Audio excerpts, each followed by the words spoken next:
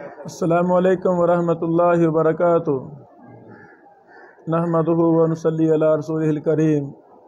اشہد ان لا الہ الا اللہ واشہد ان محمدا عبدہ ورسولہ، اما بعد۔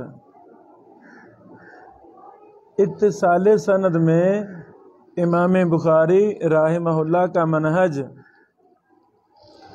اللہ رب العالمین عرب شیوخ کو جزائے خیر دے، عرب یونیورسٹیوں کے منتظمین کو جزائے خیر دے۔ وہ علم سے محبت کرنے والے لوگ ہیں، رجال سے، علل سے، حدیث سے محبت کرنے والے لوگ ہیں۔ ان یونیورسٹیوں میں بڑے ہائی لیول کے لوگ ہیں جو پڑھا رہے ہیں، کام کر رہے ہیں، کروا رہے ہیں۔ عرب کا ایک ایک آدمی، ایک ایک محقق جماعتوں جیسے کام کر رہا ہے۔ اللہ ان کو جزائے خیر عطا فرمائے۔ تو یونیورسٹیاں تو پاکستان میں بھی ہیں، لیکن علمی کام نہیں کرتے، بس لوکل سے کام۔ یہ میرے ہاتھ میں احمد عبداللہ احمد منصور صاحب کا PhD کا مقالہ ہے، دراسہ ہے، منہج الامام البخاری فی التعلیل۔ یہ کتاب منہج الامام البخاری فی التعلیل من خلال کتابہ التاریخ الکبیر۔ میرے عزیزو، یعنی امام بخاری رحمہ اللہ نے اپنی کتاب التاریخ الکبیر میں علت کے مسئلہ پر کیا منہج اختیار کیا ہے، کیا منہج ہے؟ تو اس محترم دکتور صاحب نے اپنے PhD کا مقالہ اسی مسئلہ پر لکھا، اللہ ان کو جزائے خیر دے، اور انہوں نے موضوع کا حق ادا کر دیا۔ یہ بھی ایک بہن حصہ بنت عبدالعزیز صغیر صاحبہ نے الحدیث المرسل پر PhD کا مقالہ لکھا اور موضوع کا حق ادا کر دیا۔ اس طرح سینکڑوں نہیں ہزاروں PhD کے مقالے ایسے کام ہیں جیسے لکھنے والے محدثین ہوں۔ سبحان اللہ، اس نوعیت کے کام پاکستان کے مدارس میں نہیں ہو رہے، پاکستان کے جامعات یونیورسٹیوں میں نہیں ہو رہے، ہونے چاہیے۔ اسی منہج پر، اسی انداز میں کام ادھر بھی ہونے چاہیے۔ اللہ تعالیٰ توفیق عطا فرمائے۔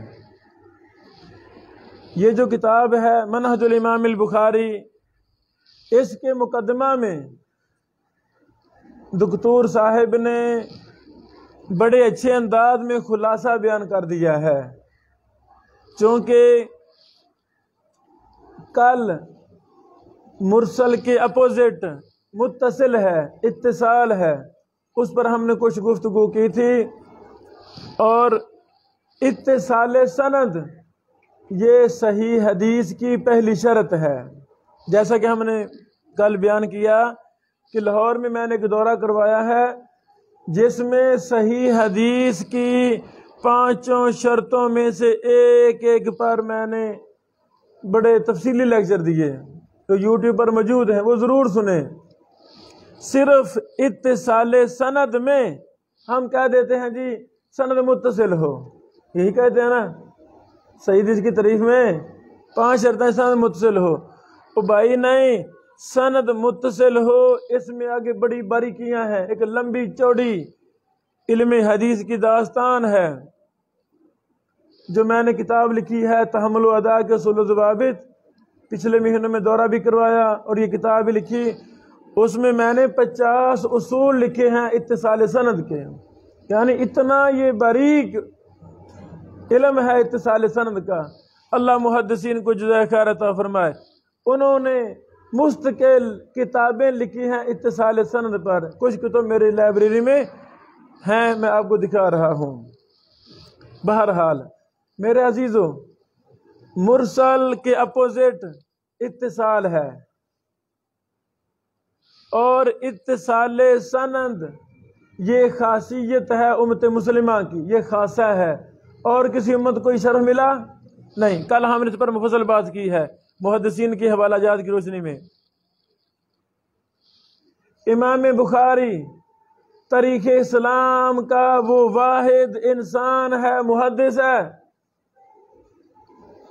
جس نے اپنی بہت بڑی کتاب التاریخ الکبیر جو جرح و تعدیل میں ہے، اس میں امام بخاری نے یہ مسئلہ سمجھانے کے لیے کہ اتصال سند ہے کیا، پوری کتاب لکھ دی امام بخاری رحمہ اللہ نے۔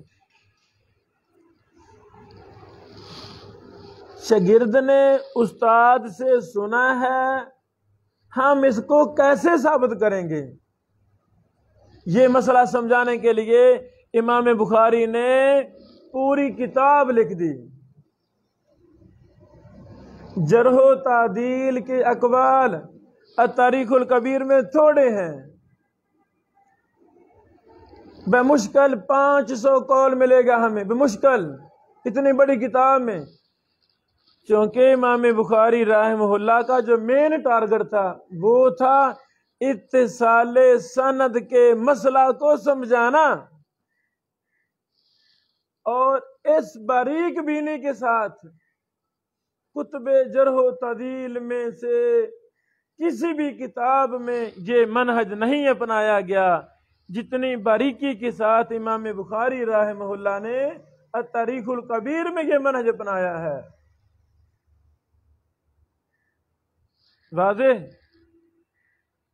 التاریخ الکبیر پر اضافہ جات ہیں، تفصیلات ہیں۔ الجرح و تعدیل، الجرح و تعدیل ابن ابی حاتم حقیقت میں یہ التاریخ الکبیر ہی ہے۔ میری کتاب جرح و تعدیل کے اصول و ضوابط، اس میں کچھ تفصیل میں نے لکھی ہے، ایک لمبی تفصیل کا ارادہ تھا لیکن بعض وجوہات سے میں نے وہ تفصیلات نہ لکھی، خلاصہ وہاں لکھ دیا ہم نے، وہ ضرور آپ پڑھیں۔ امام بخاری رحمہ اللہ نے یہ جو اتصال سند کا مسئلہ ہے، سماع روات کا مسئلہ ہے، اس کو کیسے ثابت کیا ہے، کیا منہج اختیار کیا ہے، توجہ فرمائیں۔ امام بخاری نے جو پہلا طریقہ اختیار کیا، راوی کے حالات لکھتے وقت لکھتے ہیں سامع من فلان و فلان، لفظ سامع لکھتے ہیں، توجہ فرمائیں۔ اتصال سند کی سب سے بڑی دلیل یہ ہے کہ فلاں نے فلاں سے سنا ہے، یہ دلیل ہے۔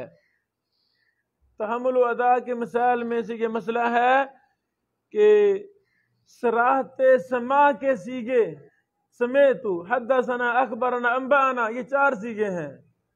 سمیت، حدثنا، اخبرنا، انبانا، ان کی آگے لمبی تفصیل ہے، داستان ہے جو میں نے اپنی کتاب میں لکھ دی ہے۔ تو امام بخاری رحمہ اللہ راوی کا کس کس سے سماع ہے اس کو کیسے ثابت کرتے ہیں؟ لفظ سامع لکھ کر، اور دیگر جرح و تعدیل کی کتابوں میں یہ بریک بینی کے ساتھ آپ کو اندازہ نہیں ملے گا۔ وہاں روا ان کہہ کر تمام اساتذہ کا ذکر کر دیتے ہیں، روا عنہ لکھ کر تمام شاگردوں کا ذکر کر دیتے ہیں، سندوں کو دیکھ کر وہ لکھا گیا ہے۔ کتنی سند میں بظاہر راوی استاد شاگرد ہیں، حالانکہ کتب علل میں وضاحت ہے، کتب مراسیل میں وضاحت ہے، جرح و تعدیل میں کہ یہ فلاں فلاں کا استاد نہیں ہے، سنا نہیں ہے، چونکہ سند میں آ گیا نا، سند میں آ گیا فلاں ان فلان، تو انہوں نے محدثین نے سندوں کا اعتبار کرتے ہوئے شاگردوں کی لسٹ میں ان کا بھی نام لکھ دیا ہے۔ اب ہم روا ان سے یہ بضبط ہم نہیں کہہ سکتے کیا واقعتاً یہ اس کا شاگرد ہے، کیا واقعتاً یہ اس کا استاد ہے، یہ ہم بضبط کہہ سکتے نہیں۔ لیکن اگر سامعہ کا لفظ آ جائے، سامعہ کا، حدثنا کا، اخبرنا کا، انبانا کا، تو وہاں ہم قسم اٹھا سکتے ہیں، اللہ کی قسم یہ استاد اور شاگرد ہی ہیں۔ سمجھا گی میرے خیال میں؟ یہ جو ہم نے کتاب لکھی تخریج و تحقیق اصول و ضوابط، اس میں نے اس پر کچھ لکھا ہے، یہ ضرور پڑھیں، یہ مسئلہ نکال کے اس میں ضرور پڑھیں۔ حضرات گرامی، کبھی کبھی امام بخاری روا ان فلان کہتے ہیں، عام محدثین کی طرح، روا ان فلان وروا عنہ فلان، جس میں امام بخاری کو یقین ہے کہ فلاں نے فلاں سے سنا ہے، وہاں سامعہ لفظ بولتے ہیں، فرق کرتے ہیں، سامعہ اور ان میں فرق کرتے ہیں امام بخاری رحمہ اللہ۔ اور کبھی کبھی امام بخاری رحمہ اللہ سما اور ان آنا کو جمع کر دیتے ہیں، سامعہ اور ان کو جمع کر دیتے ہیں۔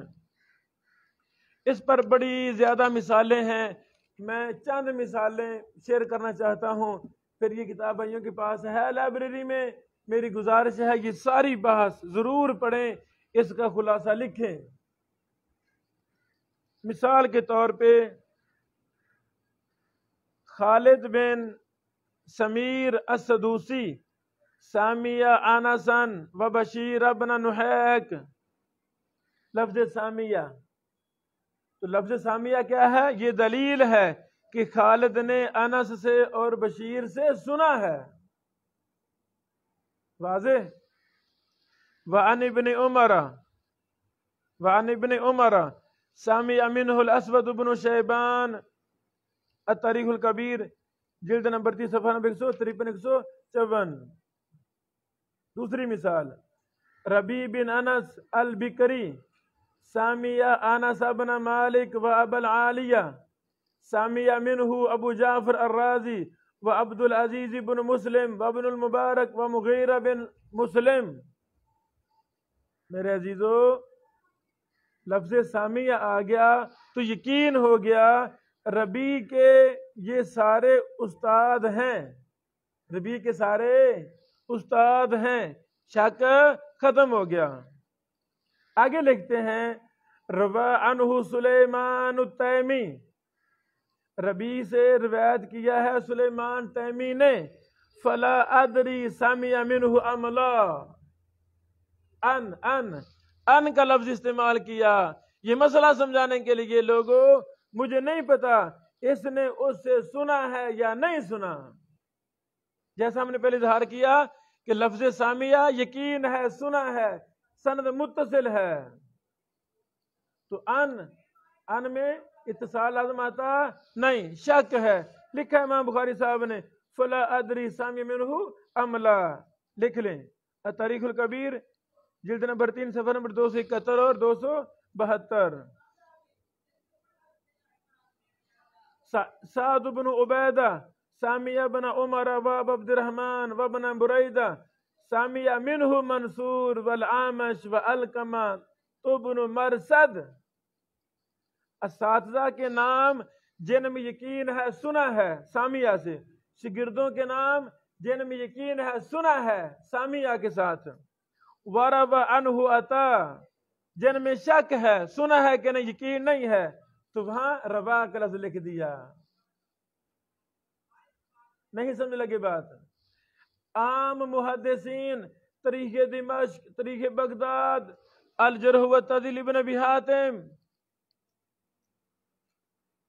ضعفاء کیلی الی آخرہ، تہذیب الکمال، تہذیب و تہذیب وغیرہ وغیرہ، ان کتابوں میں یہ منہج نہیں ہے۔ اتنا بریک بینی کے ساتھ وہ شاگردوں کا ذکر کیسے کر دیتے ہیں، روا عنہ لکھا، آگے سارے شاگرد آ گئے، ایسے نا آپ دیکھ رہے روزانہ، روا عنہ سارے شاگرد آ گئے۔ امام بخاری ایسے کرتے نہیں، شاگردوں کا ذکر کیا جنہوں نے سنا ہے استاد سے بالضبط یقین ہے، وہاں لفظ سامعہ بولا، اور جن میں شک ہے وہاں لفظ روا عنہ بولا۔ سامع منہ منصور والعامش وعلقمة بن مرثد وروا عنہ عطاء بن صائب والحسن بن عبید اللہ وسعید بن مسروق، واضح؟ لکھ لیں۔ التاریخ الکبیر جلد نمبر 4 صفحہ نمبر 60۔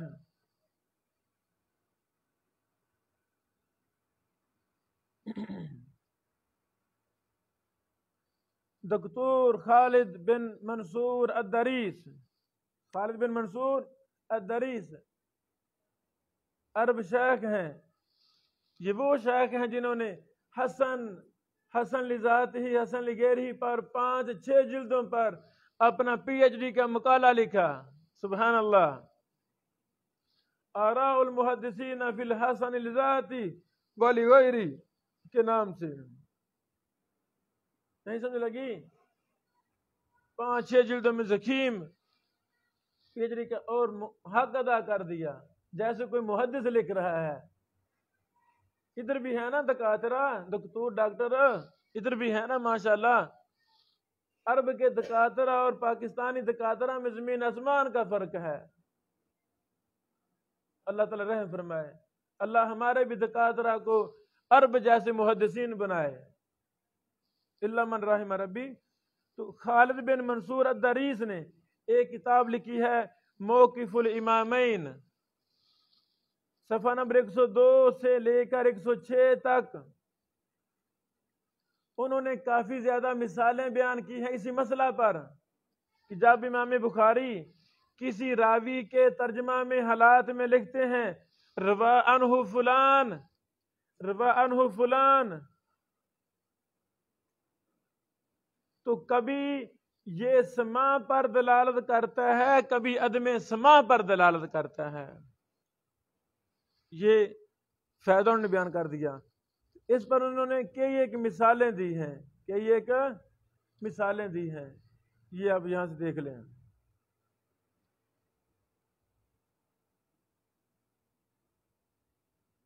توجہ کریں. تتبع سے یہ بات ثابت ہوئی ہے جب امام بخاری راوی کے شیخ میں لفظ ان بولتے ہیں، سامیہ نہیں بولتے. راوی کے استاد میں لفظ سامیہ نہیں بولتے، ان بولتے ہیں. فَإِنَّهَا تَعْنِي عَدَمَ اللِّقَاءِ أَوِ السِّمَاعِ. امام بخاری اس سے عدم لقاء مراد لے رہے ہوتے ہیں اور عدم سماع مراد لے رہے ہوتے ہیں. واضح؟ اس پر انہوں نے آگے کی ایک مثالیں بھی دی ہیں. چند مثالیں سن لیں.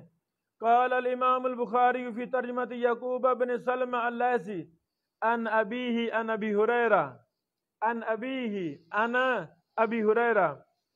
یہاں یہ لکھا امام بخاری نے دوسری جگہ کیا لکھا؟ لا یعرف لسلمہ سماع من ابی ہریرہ.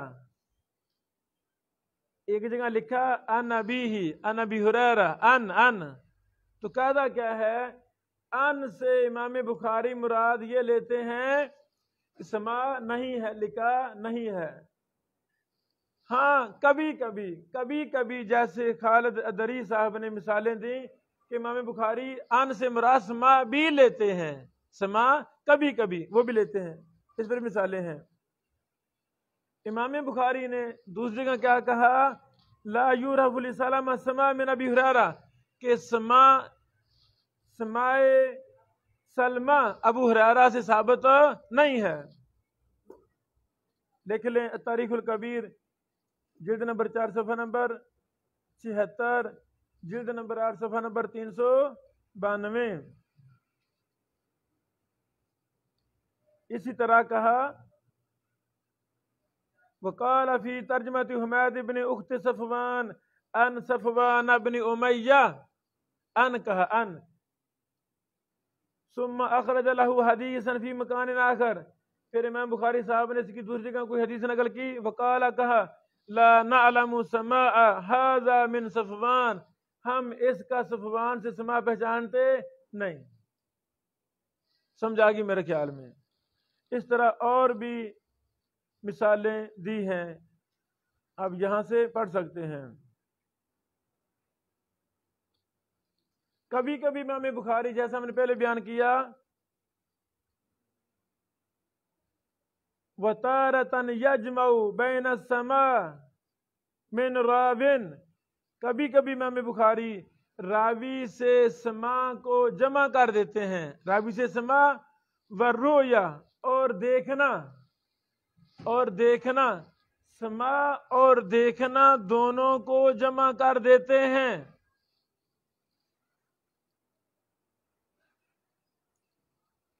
وقد یقتصر علی الرؤیا فقط، اور کبھی کبھی صرف دیکھنے پر اکتفا کرتے ہیں۔ بیٹو یہ مسئلہ سمجھ لو، کتنے راویوں نے محدثین کو دیکھا لیکن ملاقات کی نہیں، سنا نہیں۔ ایک لمبی فہرست ہے، ایک میں نے کتاب لکھی ہے الاعلان فی معرفت من قیل فیہ لم یسمع عن فلان، کافی دیر پہلے لکھی تھی، اس میں نے کافی اس طرح کی مثالیں جمع کی ہیں۔ راوی نے شیخ کو دیکھا ہے لیکن سنا نہیں۔ کچھ مثالیں توجہ فرمانا۔ اسماعیل بن ابی خالد سامع بن ابی اوفا وعمر بن حریث ورأى انسا وابا کاہل، اسماعیل نے ابن ابی اوفا سے سنا، عمر بن حریث سے سنا، اور انس کو اور ابو کاہل کو دیکھا۔ کیا کمال امام بخاری، دیکھنے اور سماع میں بھی فرق کر رہے ہیں۔ میں اپنی مثال دے رہا ہوں۔ ایک میں سفر میں تھا، ایک ریڈ داڑھی والے بزرگ لمبے اونچے قد والے تھے، میں نے ان کو دیکھا وہ مسجد سے باہر آ رہے ہیں۔ میں نے پوچھا یہ کون بزرگ ہیں؟ تو ساتھیوں نے کہا یہ شیخ الحدیث عبدالعزیز نورستانی ہیں حافظہ اللہ۔ میں نے دیکھا، ملاقات کی نہیں، سنا نہیں۔ ایسے ممکن ہے نا؟ تو دیکھنے سے اتصال لازم آتا نہیں، اتصال کے لیے شرط ہے سننا اور ملاقات کرنا۔ سماع اور لکھا ہوگا تب جا کر اتصال ہوگا، ورنہ نہیں ہوگا۔ حوالہ لکھ لیں، تاریخ الکبیر جلد 1 صفحہ نمبر 351۔ جرثومہ سامع الحسن وبکرا ورأى انسا على بغل وغلام يقوده، سبحان اللہ۔ جرثومہ راوی نے حسن اور بکر سے سنا اور انس کو دیکھا خچر پر، ان کا غلام اس کو ہانک رہا تھا۔ تاریخ کبیر جلد 2 صفحہ 254۔ سلیمان بن مہران العامش رأى انسا وسعید بن جبیر وابا وائل وزید بن وہب وابراہیم، ان سب کو دیکھا۔ دیکھنا اور ہے، سننا اور ہے۔ یہ سمجھ لگا فرق؟ امام بخاری نے اس قدر باریک بھی فرق کیا ہے۔ اللہ اکبر۔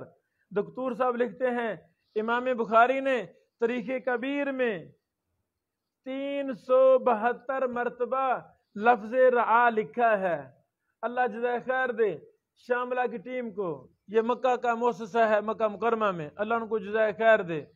انہوں نے شاملہ ہم جیسے کن ذہنوں کے لیے بنا دیا، جیسے محدثین کو لاکھوں سندیں زبانیں یاد تھیں، ہزاروں سندیں، ہزاروں متون، تو اب حافظ کمزور ہیں۔ اللہ تعالیٰ کو پتا تھا حافظ کمزور ہیں میرے بندوں کے، اللہ تعالیٰ نے اپنے بندوں سے شاملہ جیسی سہولت ایجاد کروا دی۔ ایک کلک کرتے ہیں تو لفظ رعا لکھیں تاریخ الکبیر کو سلیکٹ کر کے، تو فوراً منٹ سے پہلے سب رزلٹ سامنے آ جائے گا۔ لکھیں ایک حدیث، ہزاروں سندیں اس کی آپ کے سامنے آ جائیں گی۔ یہ تو اب آپ کی محنت ہے، کتنی آپ محنت کرتے ہیں۔ جیسے اصل کتابوں سے ہم فائدہ اٹھاتے ہیں یقین کے ساتھ، اسی طرح شاملہ ہے، پی ڈی ایف ہے، ان سے بھی پورے یقین اور وثوق کے ساتھ ہمیں استفادہ کرنا چاہیے۔ کہ بعض فضول باتیں ہمیں سننے کو ملتی ہیں، اور نہیں جی دیکھو نا پھر وہ انسانی کام ہے، شاملہ میں غلطیاں ہیں۔ اور بھائی جان غلطیاں کتابوں میں بھی ہیں، نہیں یہ غلطیاں ہیں۔ بڑے بڑے ہائی لیول کے بین الاقوامی ادارے، ان کی کتابوں میں غلطیاں ہیں۔ کیا ہم پھر غلطی سے کون وہ بڑھ رہا ہے؟ انسانی کام ہے، انسانی کام ہے۔ ایسی بات یہ فضول بات ہے. تو بھائی الحمدللہ ہمارے پاس اصل کتابیں بھی ہیں، شاملہ بھی ہے، ہر طرح کی ہمارے پاس کتابیں ہیں. تو ایک جو محقق ہوتا ہے وہ ایک ایک چیز کو 20 جگہوں سے دیکھتا ہے، ایسے کہ نہیں؟ تو شاملہ ایک بہت بڑی نعمت غیر متبرکہ ہے، بڑا نور ہے، اس کو لازم پکڑیں. فضیلت الشیخ حافظ عبدالسلام بن محمد حافظہ اللہ صاحب فتح السلام شرح صحیح البخاری علی امام صاحب تفسیر القرآن، ہمارے دور کے ایک سکہ، علوم و فنون کے ماہر امام اور محدث شخص، اللہ شیخ کو لمبی زندگی عطا فرمائے، جو اردو میں شرح لکھ رہے ہیں. الحمدللہ ہمیں سعادت ہے، ہم اس دور میں ہیں جس دور میں شرح بخاری ایسے لکھی جا رہی ہے کہ اردو زبان میں اتنا پختہ کام آج تک ہوا ہی نہیں. منہج کے اعتبار سے، لغت کے اعتبار سے، عربی سے اردو ترجمہ ٹرانسلیشن کے اعتبار سے بڑا پختہ کام ہے. اللہ شاہ کو جزائے خیر عطا فرمائے. حافظ عبدالسلام صاحب اپنے شاگردوں کو کہا کرتے ہیں، بیٹو 1 کڑ زمین فروخت کر دو، 8 کنال زمین فروخت کر دو، لیپ ٹاپ لے لو، لیپ ٹاپ لے لو. بھینس گھر میں ہے، بھینس فروخت کر دو، لیپ ٹاپ لے لو، اس میں شاملہ اس میں اپڈیٹ کروا لو اور اس ڈر کے فائدہ اٹھاؤ. جس کے پاس شاملہ ہے اس کے پاس دنیا کی ہزاروں کتابیں اس کے پاس موجود. الحمدللہ شاید اتنی کتابیں عام شیوخ کے پاس، بڑے بڑے شیوخ کے پاس نہیں ہیں جتنی کتابیں شاملہ میں آ چکی ہیں. ہمیں ان سے ڈر کے فائدہ اٹھانا چاہیے. شاملہ کی کئی ورژن ہیں، سب سے اچھا مفید وہ ہے گولڈن شاملہ، گولڈن شاملہ، شاملہ ذہبیہ. لکھیں گوگل پر آ جائے گا، وہ اپڈیٹ کریں. 30-40 GB میں ڈاٹا تھا پہلے، اب تو اور بڑا ہو گیا ہوگا. بہرحال ہمیں ان نئی جدید ٹیکنالوجی میں جو چیزیں آ رہی ہیں ہمیں ان پر بھی نظر رکھنی ہے، ان کو استعمال میں لانا ہے. اللہ تعالیٰ آپ سے بڑا کام لے گا انشاءاللہ.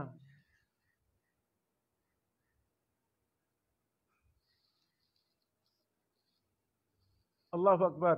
بیٹو امام بخاری رحمہ اللہ کبھی کبھی لفظ بولتے ہیں ادراکا فلان، کہ فلان نے فلان کو پایا ہے.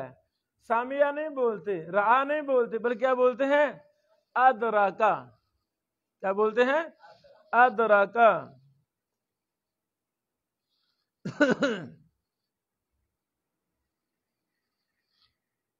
51 مرتبہ 51 مرتبہ لفظ ادراکا امام بخاری نے تاریخ الکبیر میں استعمال کیا ہے. دکتور صاحب لکھتے ہیں فوجدته يدل في الغالب على عدم السماع. میں نے پایا ہے کہ اکثر طور پر جب امام بخاری لفظ ادراکا بولتے ہیں تو یہ دلالت کرتا ہے کہ اس راوی نے فلاں سے سنا نہیں. بیٹا پانا، ادراکا پا لیا، زمانہ پا لیا، گاؤں پا لیا، شہر پا لیا، وقت پا لیا، اس سے لازم آتا ہے کہ اسے ملا بھی ہے، سنا بھی ہے. لازم آتا کتنی دنیا ہے، ان کا زمانہ ہم نے پایا ہے لیکن ہم نے سنا ان سے، دیکھا.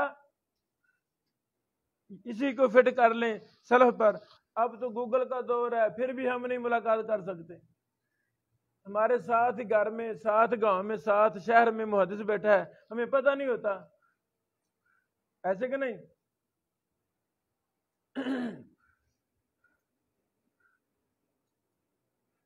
غلام العلی قصوری، یہ ہمارے قصور کا بہت بڑا عالم دین تھا. یہ وہ بندہ تھا سب سے پہلے جس نے ابن تیمیہ کی کتاب کا ترجمہ کیا. یہ قصور کا رہنے والا تھا، غلام العلی قصوری. پہلے غلام علی نام تھا، تو بعد میں اللہ تعالیٰ نے اتباع سنت کی توفیق دی پھر اپنا نام بھی تبدیل کر دیا، غلام علی سے غلام العلی رکھ دیا، العلی اللہ کی طرف نسبت۔ یہ وہ بندہ ہے جنہوں نے سب سے پہلے ابن تیمیہ کی کتابوں کو اردو میں ترجمہ کرنے کا سوچا اور ترجمہ کیا۔ وہ کافی پرانا وہ طبع وہ مجھے مل گیا ہے، اس پر میں نے کام شروع کرا دیا ہے۔ یعنی یہ قصور جہاں آپ بیٹھے ہیں اس کو بڑے زیادہ اللہ تعالیٰ نے اس کو شرف و امتیازات دیے ہیں قصور کو۔ یہ محدثین کا شہر ہے، یہ بڑے بڑے محدثین ائمہ کا یہ شہر ہے، بڑے بڑے کارنام سر انجام دینے والے ان کا یہ شہر ہے قصور ضلع۔ یہ ہم نے اپنی مختلف کتابیں لکھی ہیں 5-6 طریق پر، اس میں میں نے ساری تفصیل بیان کر دی ہے۔ بہرحال غلام العلی قصوری صاحب کے حالات میں نے کہا بھی یہ ڈاٹا جمع کروں وغیرہ وغیرہ، مختلف لوگوں سے رابطے بھی کیے۔ یعنی یہ لفظ ادراکا سے میں کئی باتیں ہیں، میں تفصیل میں نہیں جانا چاہتا۔ یعنی اسی دوران مجھے لاہور سے ساتھیوں نے میں نے فون کیا کہ تم نے یہ کتاب شائع کی ہے امر تصریح علماء، اس میں ہمارے قصور کے بھی 2-3 بزرگوں کا ذکر کر دیا آپ نے، تو ان کی اولادوں میں سے کسی کا نمبر آپ کے پاس ہو، نام آپ کے پاس، مجھے بتائیں۔ تو انہوں نے مجھے کہا شیخ محترم قصور کا فلاں گاؤں ہے، وہاں ایک بہت بڑا مورخ بیٹھا ہے جس نے تاریخ پر 20 کتابیں لکھی ہیں، آپ ان سے ملیں۔ اب مجھے پتا ان کا، مجھے پتا بھی نہیں، یہ میرے گاؤں سے 5-6 کلومیٹر کے فاصلے پر وہ بیٹھا ہے۔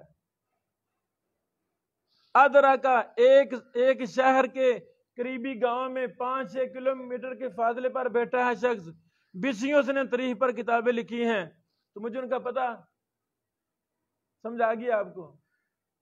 یعنی ادرا کا لفظ یہ دلیل نہیں ہے، کس نے سنا بھی ہے، اس نے ملاقات بھی کی ہے، یہ دلیل نہیں ہے۔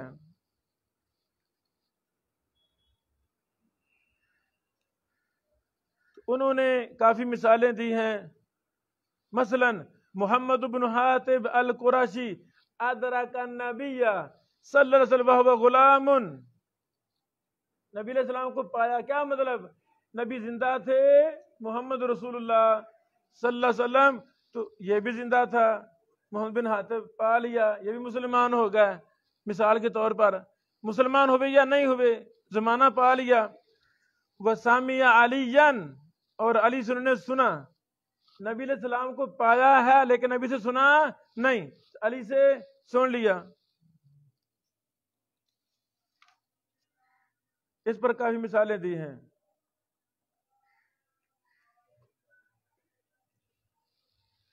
اسی طرح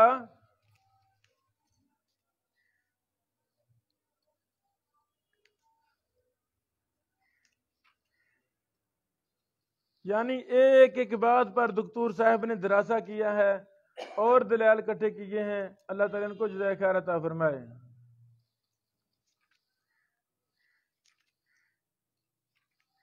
جب ہم بھی ایک بات پر پوری کتاب پڑھیں گے، کئی کتابیں پڑھیں گے، تو ہمیں بھی بہت کچھ ملے گا۔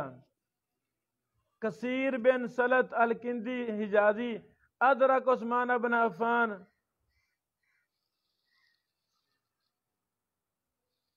نائم بن اجیل آتقتہ ام سلمہ زوج النبی ادرک عثمان بن عفان، سمجھ لگی میرے خیال میں۔ آخری بات آج کے درس کی، امام بخاری رحمہ اللہ کبھی کبھی ایسی عبارتیں ذکر کرتے ہیں جو سماع کی نفی پر دلالت کرتی ہیں، سماع کی نفی پر۔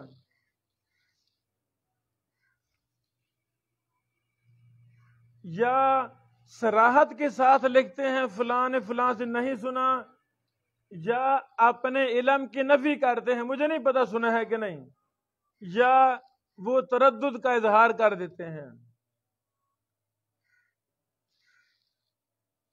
امام بخاری سماع کی نفی کیسے کرتے ہیں یہ ہم اگلے لیکچر میں تفصیل کے ساتھ بیان کر رہے ہیں۔ اور امام بخاری رحمہ اللہ کی چھٹی عادت، چھٹا منہج طریقہ یہ ہے اتصال سند کا، وہ ملاقات کا ذکر کرتے ہیں، ملاقات کا ذکر کرتے ہیں۔ 12 مرتبہ امام بخاری رحمہ اللہ نے ملاقات کا ذکر کیا ہے۔ مثلا لاقیہ عمر، کسی راوی ذکر کیا، آگے کہا لاقیہ عمر۔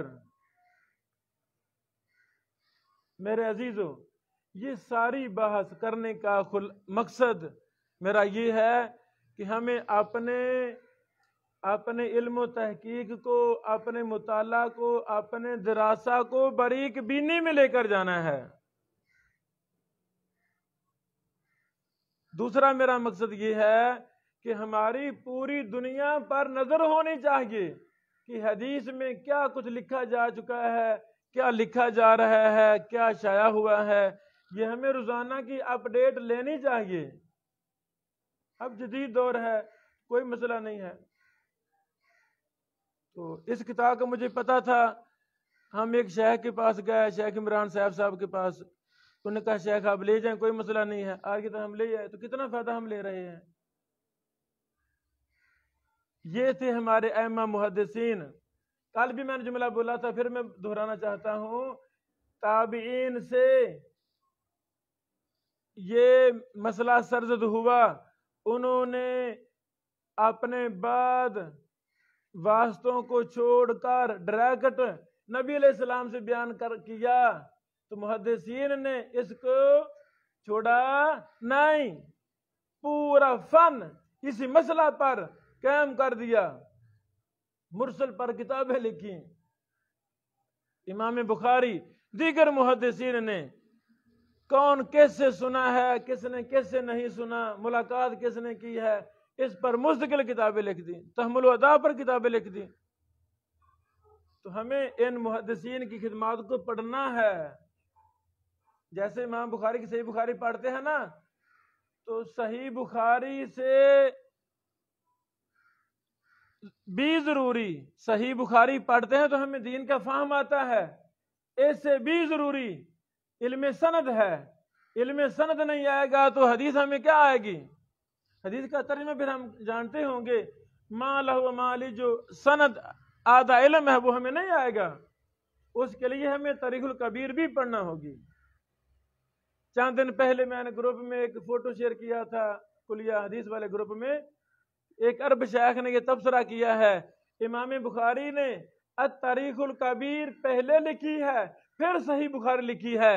ایسے ہی سمجھ لگتی ہے کہ امام بخاری نے بطور مقدمہ یہ لکھا ہے تاریخ الکبیر پہلے، تو پہلے ہمیں تاریخ الکبیر پڑھنی چاہیے، سال لگ جائے، 2 سال لگ جائیں، 6 ماہ لگ جائیں، پہلے تاریخ الکبیر پڑھنی چاہیے، پھر ہمیں امام بخاری صاحب کی جز رفع الیدین، جز القراء پڑھنی چاہیے۔ ابو الاشبال شاہ بہاری مکی صاحب رحمہ اللہ بہت بڑے امام اور محدث تھے، میں ایک دفعہ ان سے ملا مکہ میں، ان کے گھر میں، ان کی بڑی خدمات ہیں، ان کی کتاب مقالات شاغف نیٹ پر موجود ہے، چھپی ہوئی ہے۔ وہ لکھتے ہیں میری تحقیق میں جز القراء، جز القراء، جز رفع الیدین، یہ دونوں کتابیں صحیح بخاری کا مقدمہ ہیں۔ اللہ اکبر۔ تو ہمیں امام بخاری کی کتاب پڑھنی چاہیے، بضبط پڑھنی چاہیے، پھر صحیح بخاری پڑھنی چاہیے، پھر ہمیں سمجھ لگے گی کہ صحیح بخاری کیا ہے، علم سند کیا ہے، علم علل کیا ہے، علم حدیث کیا ہے۔ واضح؟ اللہ تعالی ہمیں منہج محدثین کے مطابق حدیث پر محنت کرنے کی توفیق عطا فرمائے۔ محدثین نے سچ کہا تھا لوگو، سند آدھا علم ہے۔ تو جس عالم کو ترجمہ آتا ہے حدیث کا، سند کا علم نہیں آتا، تو وہ آدھا عالم ہے، پورا عالم نہیں ہے۔ وہ گڑبڑیشن کرے گا، کام خراب کر جائے گا، اس کو سند کے علم نہیں ہے، صحیح کیا ہے ضعیف کیا ہے۔ کوئی مد مقابل مناظرے میں بات کرے گا، جھوٹی سند پیش کر دے گا، اس کو پتہ نہیں ہوگا بھی یہ نبی کی حدیث ہے کہ نہیں، کیا پتہ۔ تو اس علم پر بڑی زیادہ محنت کی ضرورت ہے۔ اللہ تعالیٰ توفیق عطا فرمائے۔ السلام علیکم ورحمۃ اللہ وبرکاتہ۔